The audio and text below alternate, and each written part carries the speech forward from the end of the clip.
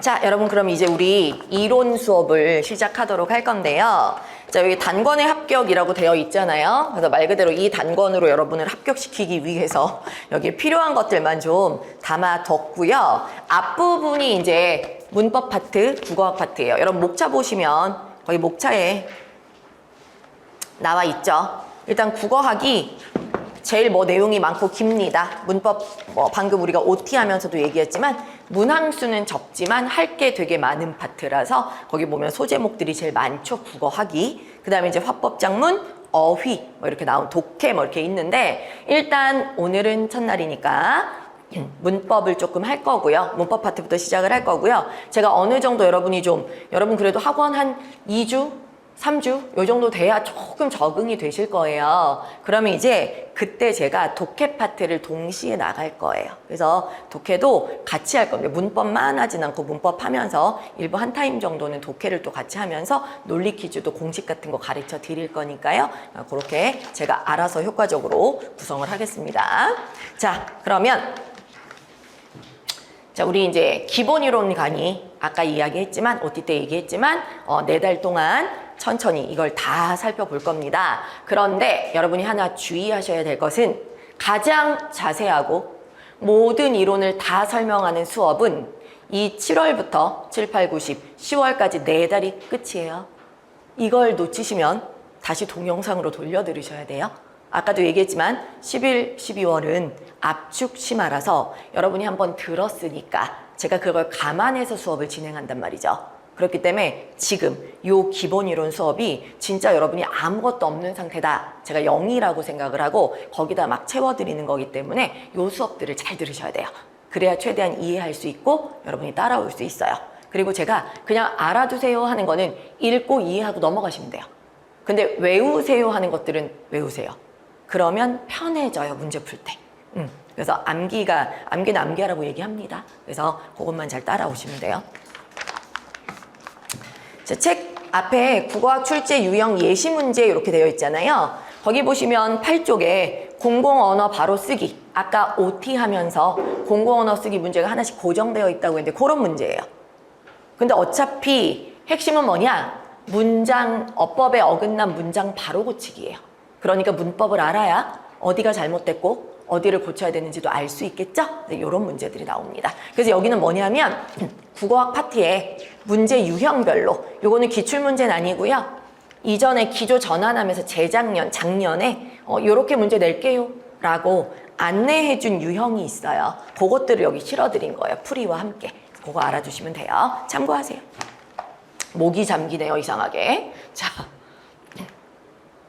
그러면 여러분 책 14쪽 국어학 언어 일반론 있죠? 네, 14쪽. 거기부터가 이제 이론의 시작입니다. 거기부터 우리가 오늘 수업을 한번 해보도록 할게요. 자, 그럼 여러분 우리 14쪽 내용 이제 살펴보도록 할게요. 오늘 배우는 파트, 여기 앞에서 배우는 파트는 외울 필요는 없는데요. 어차피 우리가 그 주관식으로 단어 쓸 것도 아니고 만약에 이 파트에서 시험 문제가 나오면 설명형 독해형으로 나올 거예요. 우리가 아까 제가 OT 하면서 문법 문항을 두 문항이라고 했잖아요. 근데 그건 진짜 누가 봐도 그냥 이거는 문법으로 그냥 낸 거다 하는 게 두 문항이고요. 한 문제 정도는 문법 파트에서 독해형으로 바꿔내요. 그러니까 예를 들어 이런 언어 일반론이라든지 단어 이론 이런 거를 설명형으로 바꿔서 암기를 물어보는 게 아니라 이 내용 이해했어요? 하고 답을 찾도록. 그러니까 수능처럼 약간 이런 거 있죠. 공부를 안 하고 갔지만 설명이 너무 친절해서 읽으면 답은 나올 것 같은 문제들. 근데 문제는 뭐예요? 아까도 보여드렸지만 25분인데 20문제 풀 건데 독해가 잔뜩 있으면 엄청 오래 걸려요. 그러니까 그 자리에서 천천히 시험장에서 이해하면서 풀기에는 이게 촉박하고 시간이 안 맞아요. 그래서 이제 제가 여러분한테 강조하는 건 뭐냐면 문법 그 수업을 좀 많이 해요. 이유가 뭐냐면 가서 천천히 읽어서 다 풀 수 있는 문제가 나오더라도 우리는 시간이 정말 소중하기 때문에 알고 가야 빨리 읽고 답을 찾는 거지 거기서 천천히 읽으면서 이해하면 그 문제 푸는 데만 3분, 4분 걸려요. 4문제 풀어야 될 때 1문제밖에 못 푼다고요. 그럼 점점점 그런 식으로 밀리면 어떻게 되겠어요? 뒤에 가서는 시간이 너무 안 남는 거죠. 그렇기 때문에 여러분이 전략을 세울 때 어차피 뭐 암기형 많이 안 나온다는데 이런 거 외워야 돼? 예, 그냥 우리는 빨리 풀고 정확하게 풀고 5과목을 다 풀기 위해서 주어진 것 중에 중요한 건 외우고 간다는 개념이에요. 원래 공부가 그렇잖아요. 합격하기 위해서 내가 90점이 필요해. 90점 어치만큼만 공부를 하면 안 되잖아요. 90점을 받기 위해선 여러분 150점만큼 공부하셔야 돼요. 이건 정말 중요한 거예요.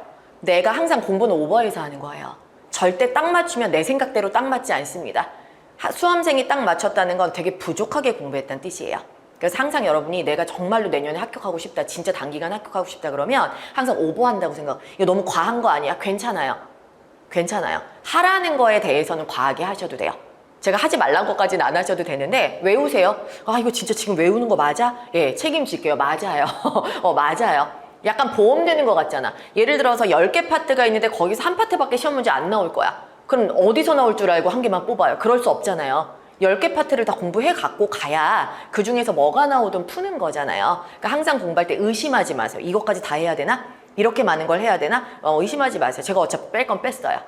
그리고 그냥 어떤 영역에서 나올지 저도 모르잖아요. 빼놓고 추려놓고 이제 이거는 진짜 이것까지는 공부해야 된다 하는 것들만 놓은 거니까 그건 다 하셔야 돼요. 그래서 이제 이 파트는 그렇게 외울 필요는 없다. 그런데 뭐 기호성, 역사성 이런 단어가 나오면 이게 뭐였지 정도는 기억을 해야 돼요. 저는 이제 이렇게 말하지만 사실 여러분은 역사성이 뭔지 사실 약간의 암기는 집에 가서 필요하겠죠? 당연히 머릿속에 넣으려면. 그러니까 여러분이 공부할 때는 이걸 집에 가면 역사성은 뭐다, 사회성은 뭐다 아마 외우게 될 겁니다. 하지만 제가 암기가 필요 없다고 얘기하는 건 나중에 누가 물어봤을 때 책도 안 보고 줄줄줄 말할 정도가 필요가 없다는 얘기예요. 그 정도로 할 필요가 없다는 뜻이고 여러분의 머릿속에 개념을 넣기 위해서 약간의 암기, 여러분만의 암기는 필요하겠죠, 당연히요. 그냥 읽고 넘어가서 기억할 수 있는 사람은 아무도 없어요. 당연히 어느 정도는 주의를 집중해서 키워드 정도는 뭐 외워준다든지 나름대로 그런 게 있는 거지 이걸 뭐 안 보고 줄줄줄 외우세요. 그게 아니기 때문에 공부하는 어느 정도 수준을 여러분이 정하셔야 돼요. 그러니까 제가 외우지 마세요 하는 거는 눈 감고 줄줄줄 말하는 것까지 필요 없어요 라는 뜻이지 진짜 그냥 수업만 듣고 넘어가세요는 아니에요. 집에 가서 복습은 반드시 하셔야 되고 핵심적인 어휘들은 기억하려고 노력하셔야 됩니다. 자, 좋아요.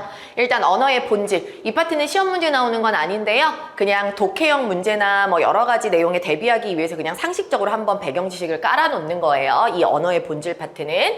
자, 일단 언어의 주체가 인간이다. 너무 당연한 거 아니겠어요? 인간 이외에 그 누구도 언어를 사용하지 않습니다. 그죠? 그래서 당연히 주체는 인간이에요. 그래서 거기 여러분 책에 보시면 자, 언어는 인간과 다른 동물을 구별하는 상당히 중요한 특질 중에 하나라고 나오죠. 그래서 언어를 사용하면 인간이고 언어를 사용하지 않는 나머지 이제 동물들이 되는 거죠. 자, 그래서 뭐 호모 로켄스라고 한다. 뭐 이건 진짜 그냥 읽고 넘어. 이건 진짜 집에 가서도 외우지 마세요. 그냥 그러려니 하시면 되고요. 중요한 건 이제 언어의 주체가 인간이라는 상식. 그 다음에 두 번째, 그러면 이 인간이 사용하는 언어는 어떤 형식으로 되어 있는가? 말소리. 음성이라는 형식을 갖죠. 언어의 형태가 뭐냐? 말소리. 물론 문자 언어는 문자가 형태지만 우리가 보통 배우는 언어의 기본은 음성 언어를 기본으로 이야기하는 거예요. 언어에는 두 종류가 있어요. 물론 문자 언어와 음성 언어. 하지만 우리는 기본적으로 음성 언어를 이야기합니다. 자, 그래서 목소리, 음성이 형식으로 나타나는 게 언어예요. 그래서 인간은 상호 간의 의사소통을 위해 언어를 사용한다. 그리고 언어는 음성을 통해 실현되고 음성이란 자음, 모음으로 분절이 가능한 소리를 말한다라고 나와 있죠. 자, 분절이라는 건 나누는 거죠. 그러니까 자음과 모음으로 모든 언어, 지구상의 인간이 사용하는 모든 언어는 자음과 모음으로 다 나누어지죠. 네, 그렇게 분절이 되는 겁니다.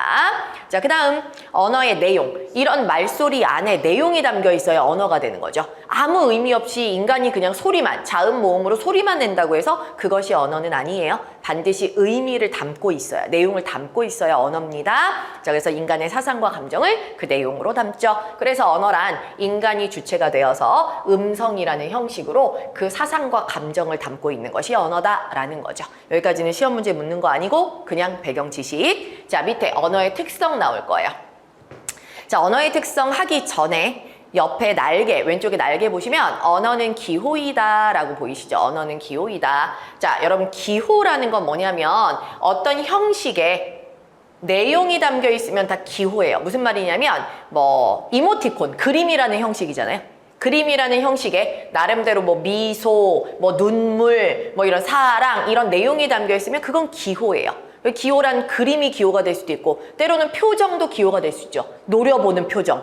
그럼 그 내용은 뭐가 담겨 있는 거야? 나 화났음이라는 내용이 담겨 있잖아요. 그럼 노려보는 형식에 화났다라는 내용을 담고 있으면 그 표정 역시 기호가 되는 거죠. 그래서 기호는 그냥 형식의 내용을 담으면 그 어떤 형식이든 다 기호가 됩니다. 그런 의미에서 언어도 방금 배웠듯이 목소리, 말소리라는 형식의 의미라는 내용을 담았기 때문에 언어도 역시 뭐겠어요? 기호겠죠? 그래서 언어는 기본적으로 기호입니다. 이건 언어학에서 되게 중요한 이론이에요. 너무 당연하지만 언어가 기호라는 거. 어떤 측면에서 기호다? 내용도 있고 형식도 있어서 기호다라는 거죠.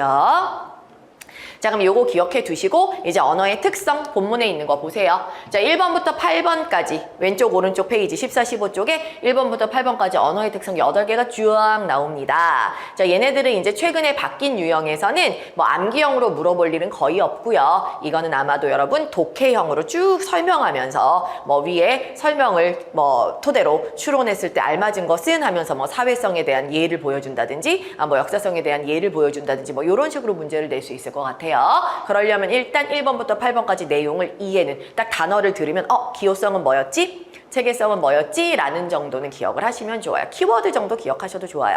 자, 일단 기호성은 방금 배웠습니다. 언어는 기호니까 기호성이 있겠죠. 자, 기호하면 뭘 떠올리셔야 돼요? 이제부터 형식과 내용이요. 어떤 형식이든 그림이든 표정이든 소리든 뭐 색깔이든 맛이든 상관없어요. 뭐든지 기호를 일단 형식을 하나 정하고요. 그 형식 안에 특정한 뜻을 집어넣어 버리면 그건 다 기호가 됩니다. 그래서 언어는 당연히 기호성이 있다. 그 다음 두 번째 체계성. 이름부터가 체계적이잖아요. 체계하면 또 떠오르는 세트 단어가 질서, 뭐 규칙 그런 거잖아요. 그죠? 그래서 체계성은 언어는 일정한 질서 아래 하나의 체계를 이루며 규칙적으로 배열되고 실현된다 그랬죠? 자, 질서와 규칙만 기억하시면 됩니다. 그래서 질서, 언어의 질서. 언어의 규칙하면 또 하나 우리가 떠올릴 수 있는 단어가 있어요. 바로 문법.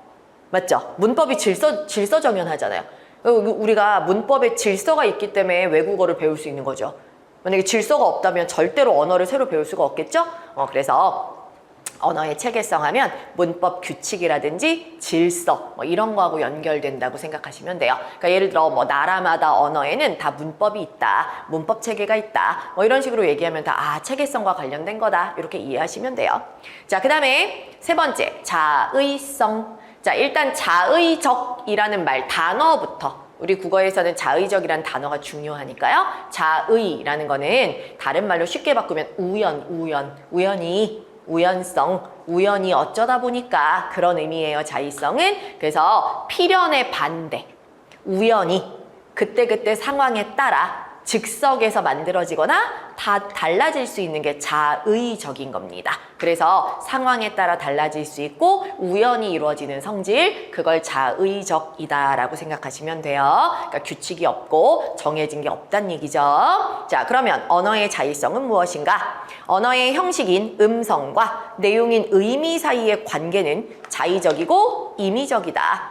자, 그럼 자의적이고 임의적이란 말이 같은 말이에요. 우리가 임의적으로 하면 뭐예요? 자의적인 거랑 똑같이 우연히 그때그때 상황에 맞게끔 이런 뜻이잖아요. 미리 정한 건 없음 이런 뜻이잖아요. 그래서 임의적이고 자의적인 게 언어다라는 건데 이게 무슨 말이냐? 앞에 형식인 음성과 내용인 의미 사이의 관계가 자의적이라고 했잖아요. 자, 형식이 뭐였죠? 아까 음성, 말소리. 그 다음에 내용이 뭐였죠? 아까 사상과 감정, 의미. 근데 이 형식과 내용 사이의 관계가 얘네 둘의 관계가 자의적이라고요. 우연적이라고요. 그래서 다른 말로 요거는 임의적, 우연적, 임의적. 자, 그러면 음성과 내용 사이의 자의적, 우연적, 임의적이라는 게 무슨 얘기냐? 예를 들어 사과라는 단어가 있는데 자, 이렇게 생긴 과일 이걸 우리가 얘는 내용은 뭐예요? 빨갛고 그 다음에 새콤달콤하고 그 다음에 나무에서 열리는 열매고 식용이 가능하다라는 의미가 있어요. 근데 이렇게 생긴 이 의미를 가진 이 대상을 우리는 뭐라고 부르죠? 형식적으로 사과라고 발음을 해요. 대괄호는 발음 표시예요. 자, 사과. 그러면 얘는 빨갛고 새콤달콤하고 열매고 식용으로 가능하고 이런 뜻을 가진 이 존재는 원래부터 사과라는 발음으로 짝지어져야만 했을까요? 아니죠. 누군가가 처음에 사과라고 해서 그렇게 된 거지. 처음에 딸기라고 했으면 딸기였을 수도 있어요. 우유라고 했으면 우유였을 수도 있어요. 그죠? 칠판이라고 했으면 얘가 칠판일 수도 있어요. 왜? 언어라는 건 그렇게 우연히 처음에 만들 때 그냥 그 상황에서 어쩌다 보니까 그 이름을 갖게 된 거고 그 발음을 가지게 된 거지 막 100만 년 전, 1000만 년 전부터 막 얘는 꼭 이런 이름으로 불려야 돼 라는 필연성은 전혀 없었다고요. 요런 게 바로 뭐다? 자의적으로 만들어진 의미와 형식은 자의적으로 연결된다. 의미와 형식은 자의적으로 연결된다. 내용과 형식은 임의적으로 연결된다. 그걸 자의성이라고 한다고요. 그러니까 이 세상에 존재하는 모든 언어는 다 어떻게 만들어졌다? 우연히 걔가 나왔을 때 그냥 그때 그 사람들이 그 주변에 있던 사람들이 그냥 우연히 그렇게 붙인 거지 뭐가 필연성은 없었어 그 얘기입니다.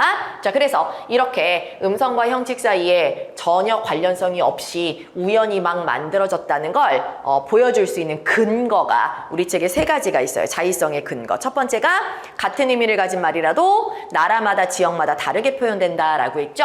자, 자의성의 근거 첫 번째, 나라마다 다르면 외국어예요. 지역마다 다르면 방언입니다. 사투리. 그러면 외국어와 방언이 존재한다는 것은 자의성의 가장 큰 근거가 돼요. 왜요? 똑같이 누구를 보면 너무 좋아서 막 심장이 두근거리고 막 맨날 보고 싶어. 이거를 영어를 쓰는 사람들은 러브라고 표현하고 한국어를 쓰는 사람은 사랑이라고 표현해요. 왜 똑같은 내용인데? 내용은 똑같은데? 왜 발음이 다르지?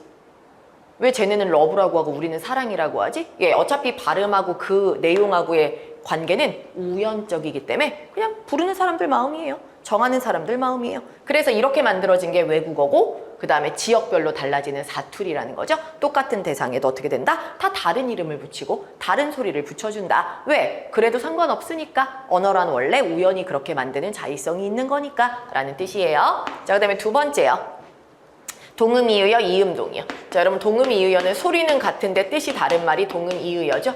자, 이음동의어는 소리는 다른데 뜻이 다시 동음이의어. 소리는 같은데 뜻이 다른 말. 이음동의어. 소리는 다른데 뜻이 같은 말. 소리가 같고 뜻이 다르냐? 아니면 소리가 다르고 뜻이 같냐? 이거죠. 동음이의어는 사람 배, 먹는 배, 타는 배.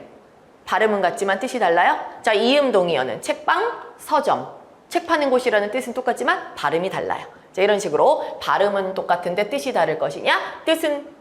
발음은 다른데 뜻이 똑같을 것이냐? 얘네도 다 뭐라고요? 다 이 우연히 언어가 만들어지다 보니까 컨셉이 겹쳐가지고 사람 배도 배, 먹는 배도 배, 타는 배도 배. 왜 헷갈리게 이름이 똑같아졌냐? 몰라. 우연히 만들다 보니까 그렇게 됐어. 그 다음에 이음동의어도 똑같죠. 그냥 책을 파는 곳은 책방이라고 부르든 서점이라고 부르든 둘 중에 하나만 하면 되지. 왜 이렇게 이름이 많아? 몰라. 하다 보니까 그렇게 겹쳤어. 컨셉이 겹쳤어. 그거예요. 자, 그 다음에 세 번째는 오른쪽에. 자, 언어는 언중의 임의적 약속으로 만들어지며, 자, 언중의 임의적 약속 밑줄 그으시고요. 언중이란 그 언어를 사용하는 무리들을 뜻하죠. 그 언어를 사용하는 사람들이 임의적, 우리 지금 배웠죠. 자의적으로, 임의적으로, 우연적으로 약속한 게 언어다라는 거죠. 그래서 언중의 임의적 약속 밑줄 긋고 사회성이라고 적으세요. 사회성은 바로 밑에 4번 항목에도 들어있는 건데요. 자, 사회성.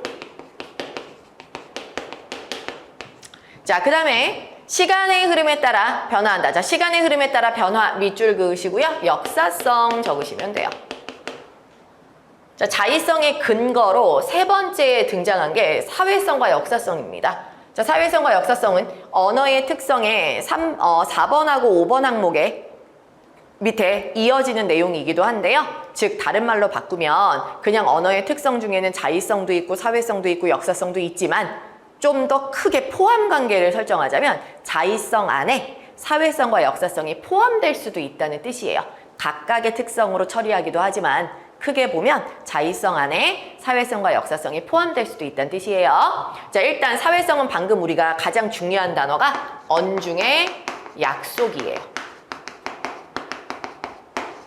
우리가 흔히 사회성이 떨어진다 그러면 뭔가 다른 사람하고 같이 의사소통도 잘 안 되고 함께 어울려 사는 게 힘든 사람한테 우리가 사회성이 떨어진다 이렇게 얘기하잖아요. 사회성이란 어울리고 서로 간의 약속을 잘 지키고 서로 간에 함께하는 게 사회성이잖아요. 그렇게 생각하면 언어의 사회성이란 나 혼자만 사용하는 언어가 아니라 모두 두루두루 같은 집단끼리 야 우리 이건 이렇게 사용하자. 우린 이 단어를 이런 뜻으로 할 거야 라고 서로 간의 약속을 잘 지켜서 의사소통을 원활하게 하는 그 자체가 다 사회성입니다. 그걸 위해서는 약속을 잘해야겠죠. 어떤 약속? 야 이건 우리가 사과라고 부르자. 포도라고 부르면 안 돼. 약속을 해놓은 거죠. 그래서 사과라고 부르는 사람들끼리는 잘 통해요. 근데 이걸 누가 포도라고 부르면 그 사람은 의사소통이 안 되겠죠. 그래서 항상 약속에 의해서 정해진 언어만 사용해야 서로 간의 의사소통이 편합니다. 그게 바로 언중에, 즉 언어를 사용하는 무리들의 약속으로 정해지는 게 언어의 사회성이다 라는 거예요. 그래서 모든 언어는 한국어는 한국인들끼리의 약속, 영어는 영어를 사용하는 사람들끼리의 약속입니다. 자, 그 다음에 역사성. 역사성은 우리가 거기 시간의 흐름에 따른 변화라고 했잖아요. 일단 중요한 건 시간의 흐름. 역사라는 게 일단 시간이 흘러야 만들어지는 거니까 시간의 흐름. 근데 중요한 건 뭐예요? 시간만 흐른다고 역사가 아니라 실제 우리의 역사도 시간이 흐르면서 다양한 사건이 일어나고 사회가 변하고 사람들이 변하는 것처럼 언어도 마찬가지로 시간의 흐름에 따라 언어의 의미가 변할 수도 있고 형태나 문자가 변할 수도 있고 발음이 변할 수도 있어요. 그죠? 그래서 이렇게 시간의 흐름에 따른 변화. 변화가 역사성입니다. 그냥 단순히 오래됐다고 역사성이 아니고요. 옛날부터 지금까지 조선시대부터 지금까지 계속 존재하는 언어들도 있어요. 근데 걔네들이 역사성을 가지려면 어떻게? 예전엔 이런 A라는 뜻으로 쓰였는데 지금은 B라는 뜻으로 바뀌었다든지 예전에는 이런 문자를 적었었는데 똑같은 단어지만 이제는 문자를 이렇게 바꿔서 표기법이 달라졌다든지 이런 변화를 다루는 거죠. 그래서 시간의 흐름에 따른 변화가 바로 역사성이다. 그럼 얘네가 왜 자의성하고 연결될까요? 약속할 때 어떻게 해요? 임의적으로 하죠. 그냥 그날 그 상황에 따라 야 이거 사과라고 약속하자. 그날 그 상황에 따라서 그냥 약속하는 거기 때문에 약속 자체가 필연적으로 정해진 걸 약속하는 게 아니에요. 우연히 그때 그 약속에 참여한 사람들의 구미에 맞게 그냥 그날 그 구미에 맞게 정해지는 거니까 약속 자체가 자의적입니다. 그런가 하면 변화, 시간의 흐름에 따라 변화한다는 자체가 뭐예요? 처음부터 필연적으로 정해져 있지 않았기 때문에 바뀔 수 있는 거죠. 100만 년이 지나도 이건 필연이야 하면 안 바뀌어야죠. 근데 얘가 바뀌는 이유는 그런 게 없기 때문에 어차피 우연히 만들어지는 거니까 또 우연히 바뀔 수도 있는 거예요. 그래서 이런 성질도 다 자의성하고 연결이 된다. 자의성의 근거가 된다는 뜻입니다. 됐어요. 여러분 요거 이해만 잘해주시면 이제 독해형 문제는 충분히 쉽게 읽고 푸실 수 있습니다. 그래서 자의성은 언어의 큰 특성이고요. 그 다음에 사회성, 역사성 밑에서 설명한 거는 방금 우리가 뭐 위에 지금 3번 항목 설명하면서 사회성, 역사성에서 제가 다 이야기했습니다. 일단 4번의 사회성은 언중의 사회적 약속. 개인이 맘대로 못 바꿈. 그래서 불역 한자로 안일 불자에 바꿀 역자예요. 바꿀 수 없는 성질이란 뜻이에요. 왜? 약속인데 자기 혼자 못 바꾸죠. 사회적 약속을 개인이 어떻게 바꿉니까? 그래서 개인이 불역, 바꿀 수 없다. 불역성. 그 다음에 역사성은 뭐죠? 역사성은 이제 시간의 흐름에 따라 언어가 바뀌는 건데 거기 첫 번째 줄에 개인이 임의로 바꿀 수 없는 성질 사회성, 불역성을 가졌으나 한자로 사회성, 불역성이라고 써져 있는 거예요. 자, 개인이 함부로 바꿀 수 없는 성질이 바로 사회성, 불역성이지만 사회성과 불역성을 가졌으나 시간의 흐름에 따라 그 사람들의 약속이 달라지면 200년 전 사람들과 200년 후의 사람들은 취향도 다르고 문화도 다르기 때문에 그들이 필요로 하는 언어도 달라요. 그럼 200년 전 사람들이 필요로 했던 언어와 200년 후 사람들이 필요로 하는 언어는 다를 수 있잖아요. 사람이 바뀌니까 언어도 달라질 수 있는 거예요. 언어를 사용하는 사람들끼리 약속을 하는 거죠. 야, 이거 바꾸자. 우리한테는 이 단어가 더 필요해. 옛날 말 이거 우리 이제 안 쓰니까 없애자. 우리끼리. 예, 항상 그 세대끼리, 새로운 세대끼리 약속을 하죠. 그래서 언중의 약속이 달라지면 그 다음 중요한 거 나와요. 신생, 성장, 사멸. 밑줄 그으세요. 자, 역사성은 과정이 있어요. 언어가 시간의 흐름에 따라 변하는 게 역사성이라고 했는데 과정이 신생, 그 다음에 성장, 그 다음에 사멸 이게 3단계를 거쳐요. 이 인간의 인생하고 똑같아요. 태어나, 신생아가. 그 다음에 애가 자라서 성인이 돼. 그리고 좀 더 시간이 가면 늙어서 사람이 언젠간 죽죠? 언어도 똑같아요. 새로 만들어져. 그러면 그 언어가 시간이 막 100년, 200년 가잖아요? 그러면 형태가 바뀌거나 발음이 달라지거나 뜻이 달라집니다. 그러다가 더 많이 쓰이게 보면 이제 500년 전에 썼던 단어가 500년 후에는 필요가 없게 돼. 그럼 걔는 어떻게 돼요? 안 쓰게 돼. 안 쓰면 죽는 거예요. 사멸하는 단어가 되는 거죠. 이렇게 신생, 성장, 사멸의 과정을 끊임없이 거치는 게 언어란 말이죠. 그래서 새로운 말, 여러분 책에는 노트북, 자동차, 햄버거, 우리한테는 너무 일상적인 단어지만 예를 들어 조선시대 조상들을 생각해 보세요. 이게 무슨 말이야? 하나도 못 알아들어요. 우리 조상들은. 그죠? 새롭게 만들어진 언어. 여러분 역사성인데 설마 10년 전, 20년 전 언어를 비교하겠습니까? 최소한 100년, 200년 전 언어와 비교를 해야지. 그죠? 그래서 100년, 200년 전 따지면 이런 단어는 우리가 상상도 못했죠. 그래서 그렇게 생각하면 신생의 단어가 되는 거고요. 그 다음에 이제 성장. 성장해 보시면 글자가 바뀐 거. 지금 우리는 바다를 바다라고 하지만 옛날 사람들은 바랄이라고 희한한 문자를 막 썼죠. 근데 발음이 혹은 단어가 바뀐 거예요. 표기가 바뀐 거예요. 그 다음에 어리다라는 단어는 원래 옛날에는 어리석다, 멍청하다 이런 뜻이었는데 요즘은 어리다가 나이가 적다로 뜻이 바뀌었죠. 이렇게 뜻이 바뀌는 단어도 있고요.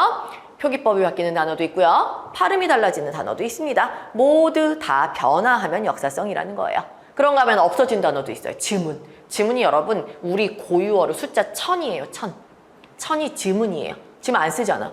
그죠? 이런 것들 사라진 단어에 해당하겠죠. 됐어요? 뭐 이런 게 역사성. 자, 다음 분절성. 분절성은 단어부터가 벌써 분절이잖아요. 분절이 뭐예요? 자르는 거. 조각조각 자르는 거. 맞죠? 자릅니다. 그래서 분절했다라고 하면 잘랐다라는 뜻이고요. 그럼 뭘 자르냐? 거기 보니까 언어는 외부 세계를 있는 그대로 반영하지 않고 연속적으로 이루어져 있는 현실 세계를 불연속적인 것으로 끊어서 표현한다라고 했어요. 연속적으로 이루어진 것을 불연속적인 것으로 끊어서 거기다 밑줄 그으시면 돼요. 여러분 연속이라는 게 뭐냐면요. 나눌 수 없이 그러니까 구획이 불가능하고요. 그냥 한 덩어리로 뭉쳐져서 끊임없이 붙어있는 것들. 가장 대표적으로 밑에 사례를 보시면 무지개 색깔, 사람의 얼굴, 시간의 흐름 이 세 가지가 가장 대표적인 연속적인 것들이에요. 여러분 시간이 끊어지기도 하나요? 여러분이 태어나서부터 지금까지 살아오는 동안 시간 끊어졌던 적 있어요? 여러분 옛날에 별에서 온 그대 여러분 몇 살 때 별에서 온 그대라니 했나요? 보셨나요? 거기 주인공은 어때요? 시간 멈추잖아. 다 멈추고 자기 혼자 움직이잖아. 그거 가능해요? 그 드라마니까 가능하죠. 시간이 언제 멈춰? 시간은 늘 흐르고 있어요. 이게 연속적인 거죠. 세상에서 절대로 끊어질 수 없는 거. 시간의 흐름. 자, 무지개 색깔은 왜요? 무지개 색깔을 우리가 빨주노초 파남보 7가지로 나타내는데요. 어떤 나라는 6가지, 그리고 어떤 부족들은 3가지 색깔만으로 무지개 색을 나타내기도 한대요. 왜 그럴까요? 어차피 그럼 3가지 색으로 나타내는 애들은 약간 단순하고 약간 모자란가? 7가지, 8가지로 나타내면 막 세련되고 막 똑똑한 건가? 아니에요. 오히려 3가지가 더 합리적이고 똑똑할 수도 있어요. 무슨 얘기냐? 어차피 무지개 색깔은 몇 가지라고 말을 할 수가 없습니다. 우리가 생각하는 빨주, 노초, 파남보는 진짜 빨, 주, 노, 초 이렇게 될까요? 아니요. 빨강과 주황 사이에 수많은 진빨강, 연빨강, 연주황, 진주황처럼 스무스하게 우리 그라데이션이라고 하죠. 스무스하게 넘어가기 때문에 이렇게 묘한 경계가 없어요. 묘하게 섞이면서 계속 이어지면서 색깔들을 여러 개 나타내는 거기 때문에 딱딱 잘라서 구획을 할 수가 없어요. 연속이라는 거죠. 그래서 무지개 색깔도 연속이에요. 7가지로 말하든 3가지로 말하든 어차피 연속적인 걸 잘라 말하는 거기 때문에 실체는 그 이름으로 그 색깔로 다 얘기할 수가 없습니다. 이게 붙어있는 걸 우리는 그럼 왜 빨주노초 파남보라고 얘기할까요? 색깔을 말은 하고 싶은데 뭐 그렇다고 연주황 뭐 이렇게 말할 수가 없잖아요. 그러니까 어떻게 해요? 대충 잘라서 시간도 마찬가지죠. 지금 몇 시야 하면 계속 가고 있는 시간을 어떻게 자릅니까? 그래도 말은 해야 되니까 대충 잘라서 몇 시 몇 분 몇 초라고 얘기하는 거죠. 끊임없이 흘러가고 있잖아요. 그죠? 이런 개념. 그럼 사람 얼굴은 왜요?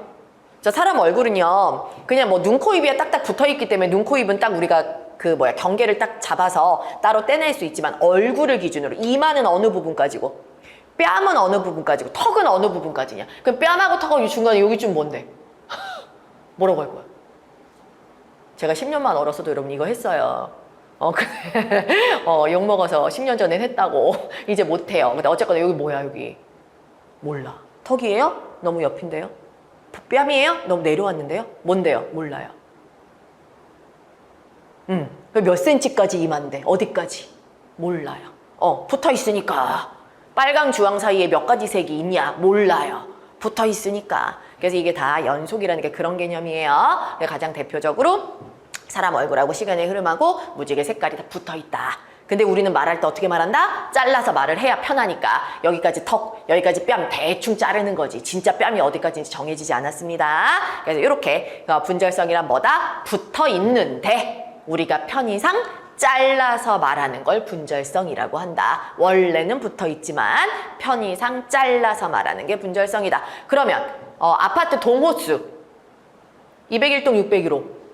자, 이거는 분절성인가요? 분절성의 핵심은 원래 붙어 있는데 말할 때만 자르는 거예요. 자, 201동 601호는요. 원래 붙어 있습니까? 다른 말 602호, 603호 다 붙어 있어요? 아니죠? 지을 때부터 잘랐죠? 그건 분절성이 아니에요? 걔는 원래 잘라져 있는 거잖아요. 잘라져 있는 걸 말하는 건 분절성이 아니에요. 붙어 있는 걸 잘라서 말하는 게 분절성이라고요. 그게 핵심이에요. 붙어 있는 걸. 그래서 여기서 연속적인 걸 불연속적인 것으로 표현한단 말이 그 말이에요. 붙어 있는 걸 잘라서 말한다고요.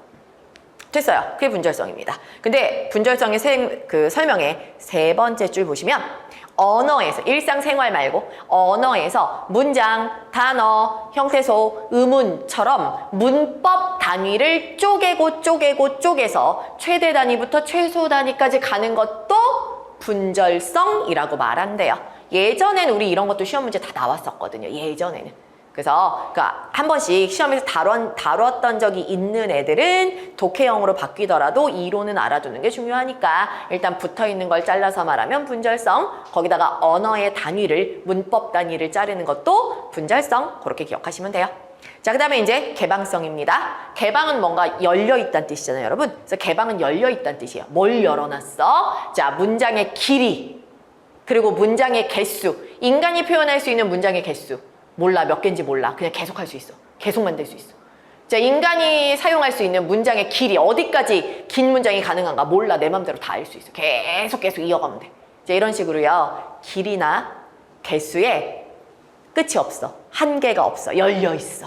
그래서 개방성인 거예요. 그래서 인간은 무수히 많은 문장이나 무한히 긴 문장을 만들 수 있고 이해할 수 있고 언어를 통해서 상상의 산물이나 관념적이고 추상적인 개념까지도. 자, 일단 무한히 길고 많은 숫자의 문장을 만들 수 있고 이해할 수 있는 것도 개방이고요. 두 번째는 또 방금 읽은 거 두 번째 줄, 상상, 관념, 추상처럼 실존하는 게 아니고요. 머릿속에 생각으로만 존재하는 것들도 한 번도 눈으로 본 적이 없어. 실제로는 경험한 적이 없는 생각만 존재하는 애들인데도 어떻게 할 수 있어요? 거기다 이름을 붙여서 그걸 말로 표현할 수 있다는 게 신기한 거예요. 눈에 보이는 강아지는 강아지라고 표현할 수 있죠. 하지만 보이지 않는 감각을, 예를 들어 감정은 미움, 질투, 행복, 보이지도 않는데 어떻게 이거에 대해서 설명을 하지 말로? 이게 신기한 거예요. 그게 이제 개방성하고 관련된 거죠. 인간이란 존재가 어디까지 언어적 능력이 있는가? 이게 추상적이고 관념적인, 한 번도 실체로 만나보지 않았던 머릿속에서만 존재하는 것들을 언어로 표현할 수 있는, 근데 그것도 무한히 얼마든지 다양하게 표현할 수 있는 그런 능력이 있습니다. 그래서 언어의 개방성이란 바로 보이지 않는 것들까지도 말로 다 표현할 수 있고 언어에 한계가 없다라는 뜻입니다. 그래서 오른쪽에 날개 보시면 개방성은 창조성이란 이름으로 부를 수도 있다 나오죠? 네, 개방성, 창조성 같은 개념. 자, 마지막 추상성. 자, 추상성은 뭐냐면요. 추상. 방금 우리가 여러분 개방성에서 관념적이고 추상적인 개념을 말로 표현한다. 그 추상적인 개념을 말로 표현하는 거랑 헷갈리시면 안 돼요.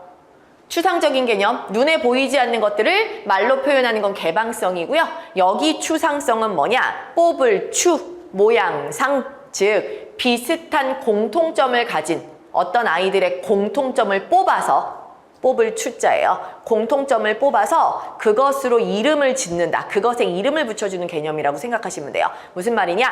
언어는 비슷한 부류, 같은 부류의 사물들을 모아서 걔네의 공통점만 뽑아서 대표 이름을 붙이는 성격이 있습니다. 이게 무슨 말이냐면 진달래, 개나리, 장미, 목련, 백합, 얘네를 모았어. 얘네는 비슷한 종류예요. 왜요? 뿌리가 있고 줄기가 있고 그 다음에 잎사귀가 있고 꽃잎이 있고 색깔이 있고 향기가 있어요. 그럼 이런 공통점을 가진 애들을 다 모아. 그래서 얘네들을 대표적으로 꽃이라고 부르기로 약속하는 겁니다. 이게 추상성이에요. 비슷한 종류 다 모여. 너네 공통점 뽑을 거야. 이제부터 이 공통점을 가진 애들은 모두 꽃이라고 부르겠어. 이런 식으로요. 공통점을 뽑아서 그 공통점을 가진 애들의 대표 이름을 붙여주는 과정이 추상화 과정, 추상성이라고 하는 거예요. 추상성. 자, 그래서 그럼 여러분한테 물어볼게요. 고유명사는 추상성이 있는 거예요, 없는 거예요? 고유명사? 고유명사는 세상에 하나밖에 없죠. 그럼 그거 추상성이 있어요, 없어요? 없죠. 추상성이란 개념 자체가 비슷한 거 모아서 여러 개잖아. 여러 개에서 뽑는 건데, 공통점만 뽑는 건데, 단 하나밖에 없는 애는 공통점이라는 게 없잖아. 공통점은 최소 2개가 있을 때 얘기하는 거지. 하나밖에 없는 것에 공통이란 개념은 없잖아요. 그죠? 그래서 고유명사는 추상성하고 관련 없어요. 일반 명사들이 주로 추상화된 아이들이 많은 거죠. 됐죠? 네, 좋아요. 여기까지가 이제 언어의 특성 8가지를 여러분한테 설명해 드린 거고요. 얘네들은 그냥 쭉쭉 이해해 두시면 얼마든지 어떤 문제 유형으로 나오든 다 푸실 수 있고요. 자, 뒤로 넘어가시면 16쪽에 자, 언어와 관련된 기타 이론이라고 있어요. 자, 이거는 여러분 앞에 우리가 추상성, 사회성이 언어의 특성 배운 것보다도 더 많이 독해형으로 출제되는 영역이기도 해요. 근데 일단 얘네들은 말 그대로 이거는 이제 외울 필요도 없고 그냥 진짜 이해하시면 되는 건데 언어의 습득이라고 해서 경험주의, 합리주의 이거는 최근에 우리 실제 올해 기출에서도 관련 지문으로 나왔던 건데요. 자, 경험주의 이론하고 합리주의 이론이 뭐냐? 인간이 언어를 배우는데 언어라는 게 상당히 복잡하잖아요.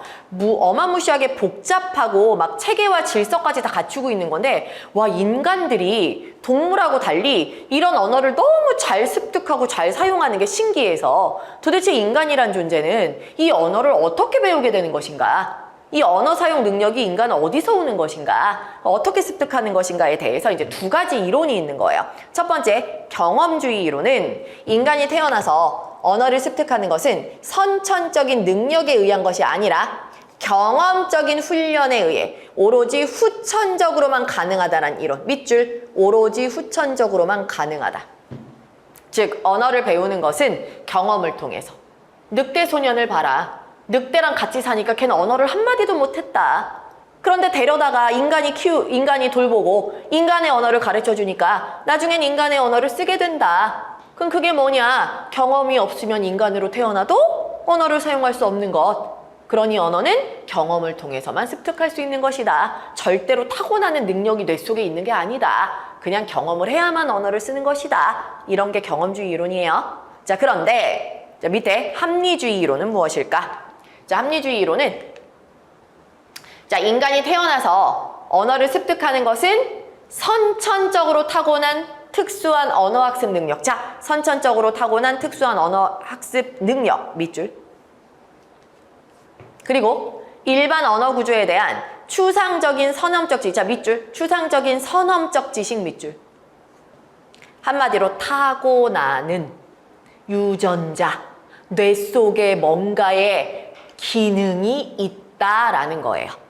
위에 경험주의처럼 아무것도 필요 없어. 경험하면 돼. 그게 아니라 언어는 뇌 속에 이미 탑재되어 있는 능력이 있어야만 배울 수 있어. 인간이란 존재는 뇌에 그 능력이 탑재되어 있는 거야. 그걸 선천적으로 타고난 특수한 능력이라고 하는 거예요. 선험적이라는 게 뭐예요? 이미 경험을 통해. 이미 경험한 것들. 즉, 인간이 태어나기 전에 뭘 이미 경험합니까? 그러니까 머릿속에서 이미 유전적으로 다 있는 거야. 그래서 우리 윗대 조상들이 경험했던 게 유전적으로 계속 내려오면서 선험적 지식이 그 머릿속에서 이제 타고난다라는 의미인 거예요. 자, 그래서 유전적으로 전승된 인간 고유의 언어학습 능력이 있기 때문에 많은 동물 중에 인간만 언어를 사용하게 되는 거다라고 주장하는 파트가 합리주의 이론이죠. 됐어요? 그 정도 상식적으로 알아두시면 되고요. 자, 언어와 문화, 사회문화의 관계. 얘는 지문에 정말 많이 활용이 되는데요. 자, 언어는 당연히 그 언어를 사용하는 사람들의 사회적 특성이라든지 문화를 다 반영하겠죠. 당연히요.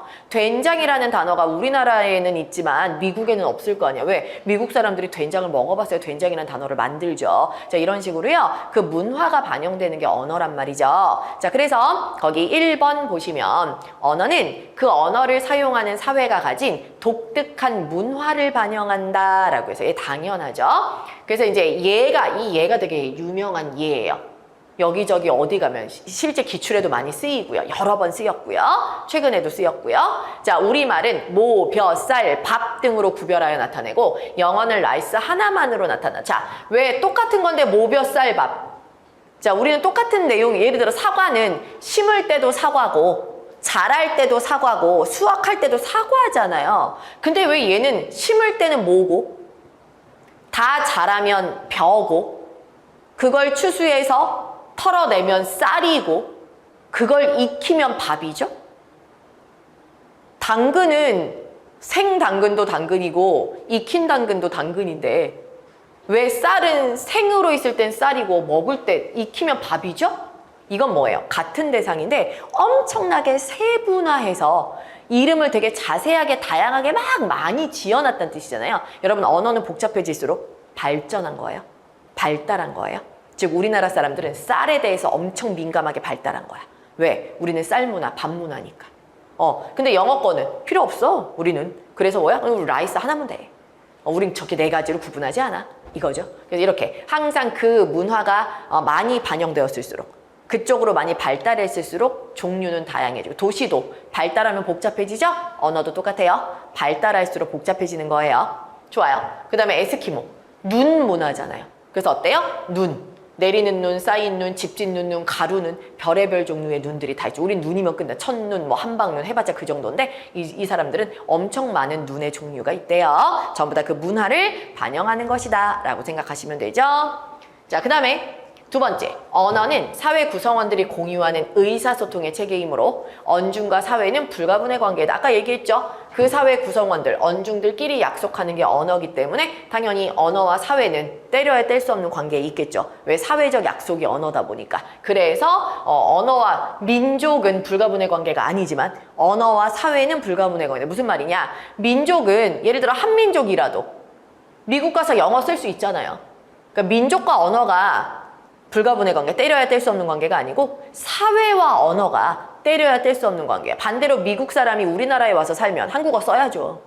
그렇잖아요. 민족은 전혀 한민족이 아니라도 언어는 한국 사회에서는 한국어를 써야 됩니다. 그러니까 사회와 언어가 밀접한 관련이 있는 거지 민족과 언어가 물론 뭐 언어는 민족성이고 민족의 거리다 이런 말이 있지만 그걸 떠나서 현실적으로 언어라는 성격은 사회에 따라서 달라지는 거지 민족에 따라서 뭐 전 세계 다른 곳에 살고 있는 같은 민족들이 같은 언어를 쓸 수는 없단 말이죠. 항상 언어는 사회와 밀접한 관련이 있다라는 얘기죠. 됐어요 여러분. 여기까지만 일단 하고요.